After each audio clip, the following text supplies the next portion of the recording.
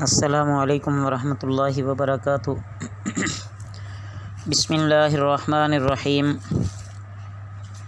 عزیز طلبہ، علم الصرف آخرین کے سبق میں آپ کو یاد ہوگا کہ ہم نقشہ ابواب معللہ کا پڑھ رہے تھے۔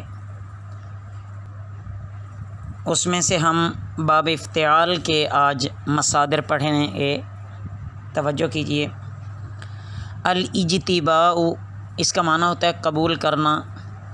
معروف کے صیغے دیکھیں، اجتبا، یجتبی، مجتبن، اجتب، لا تجتب۔ مجہول کے صیغے دیکھیں، اجتبیہ، یجتبا، مجتبن، لتجتب، لا تجتب۔ دوسرا مصدر ہے الاختیار، اس کا معنی ہوتا ہے پسند کرنا۔ اختار یختار مختارن، اختر لا تختر۔ مجہول کے صیغے دیکھیں، اختیر یختار مختار لتختر لا تختر۔ اگلا مصدر ہے الاتقاد، روشن کرنا۔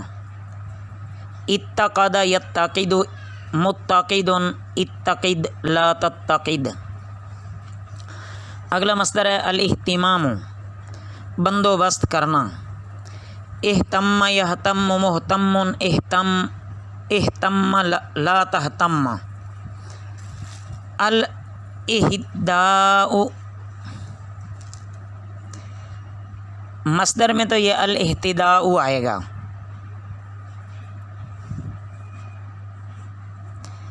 ہدایت پانا۔ اگر مصدر الاہداء ہو تو پھر اس کے صیغے یوں آئیں گے، اہدا یہدی محدین اہدی لا تہدی۔ باب استفعال کو دیکھیں، الاستعلاء، یہ مصدر ہے۔ الاستعلاء کا معنی ہوتا ہے بلند ہونا۔ گردان آگے اس کے صیغے دیکھیں معروف کے، استعلا یستعلی مستعلن استعلی لا تستعلی۔ مجہول کے صیغے استعلیٰ یستعلا یستعلا مستعلن لتستعلا لا تستعلا۔ اگلا مصدر ہے الاستعانۃ، مدد چاہنا، مدد چاہنا۔ گردان دیکھیں معروف کے صیغے، استعان یستعین مستعین استعین لا تستعین۔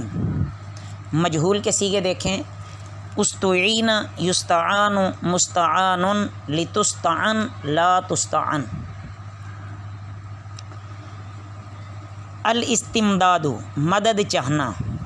معروف کے صیغے دیکھیں، استمد یستمد مستمد استمد لا تستمد۔